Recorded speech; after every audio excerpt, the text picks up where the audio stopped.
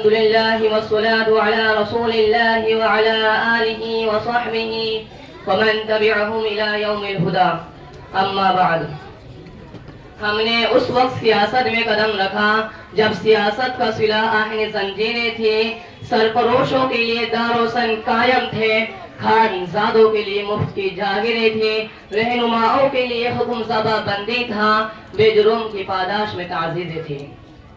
جناب صدر محترم، ناظم مدرسہ، مہمانان اعظام اور میرے بھائیوں اور میری بہنوں، آج ہم مدرسہ عمر بن خطاب کے پروگرام جشن یوم آزادی میں حاضر ہیں. موقع کی مناسبت سے میری تقریر کا عنوان ہندوستان کی جنگ آزادی اور اس کے بعد کے حالات ہے. اس عنوان پر میری گفتگو رہے گی انشاءاللہ. حضرات، اب انگریز نے دہلی پر مکمل قبضہ کر لیا اور 20 ستمبر 1857 کو لال قلعے پر باقاعدہ قبضہ کر لیا اور قلعے سے مغلیہ حکومت کا جھنڈا اتار کر برطانوی یونین جیل لایا گیا. اب کیا تھا؟ اب انگریز نے مسلمانوں پر بے پناہ ظلم شروع کر دیا، دہلی کو کھنڈر میں تبدیل کر دیا، تھانہ بھون کو کھنڈر بنا دیا. ایک ہندو مورخ میں وارام نے لکھا ہے کہ ایک اندازہ کے مطابق 1857 میں 5 لاکھ مسلمانوں کو پھانسی دی گئی تھی.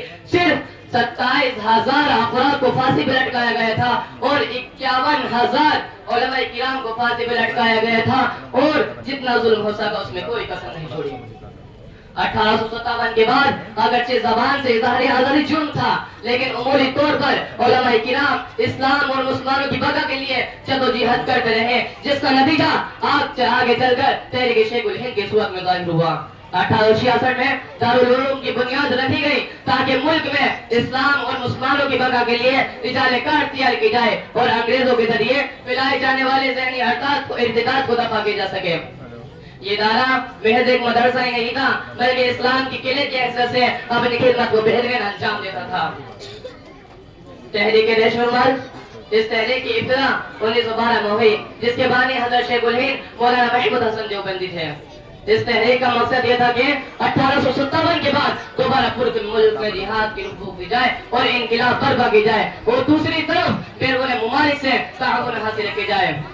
اس کے لیے حضرت شیخ الہند نے اپنے شاگرد خاص مولانا عبید اللہ سندھی کو افغانستان کابل بھیجا اور دیگر متعلق نمائندوں کو ملک کے الگ الگ حصوں میں بھیجا اور خود حجاز کے طور پر روانہ ہوئے. اصل مقصد تو ترکی پہنچنا تھا، لیکن ترکی کے ذمہ داران ان دنوں مکہ مکرمہ اور مدینہ منورہ میں مقیم تھے. چنانچہ ان حضرات نے ہندوستان کی صورتحال سے واقف کیا اور تعاون کا یقین دلایا.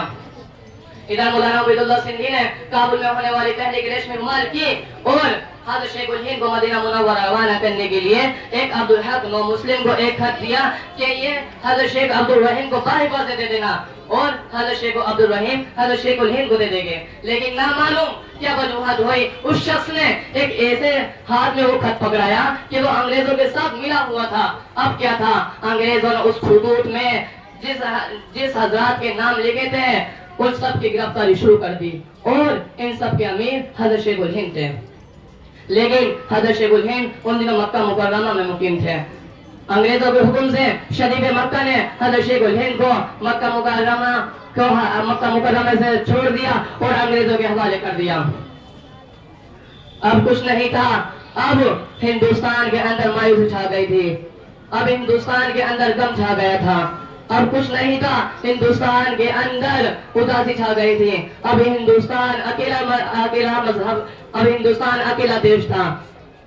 اس لیے اس وطن کے لیے بہت سے لوگوں نے قربانی کی ہے، لیکن قبریں بہت طویل ہیں، جن میں سے بعض کے نام یہ ہیں: گاندھی جی، جواہر لال نہرو، لال لاجپت رائے، لال بہادر شاستری، سردار ولبھ بھائی پٹیل، رانی لکشمی بائی وغیرہ.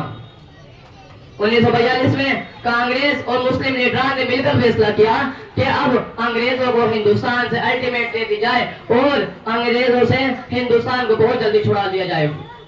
لیکن اس فیصلے اور اس اعلان کے چلتے انگریزوں نے سبھی لیڈروں کی گرفتاری کر لی. بے وقت سبھی لیڈروں کی گرفتاری ہو گئی. اب ہندوستان کے اندر مایوسی، غم، غصہ چھا گیا.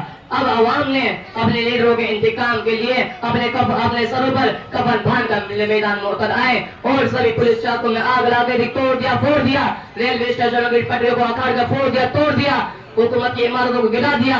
اب انگریزوں نے دیکھا کہ مسئلہ بے قابو ہو گیا. اب انگریزوں نے ہندوستان چھوڑنے کا فیصلہ کیا اور 15 اگست 1947 کو ہمارا دیش انگریزوں سے آزاد ہوا.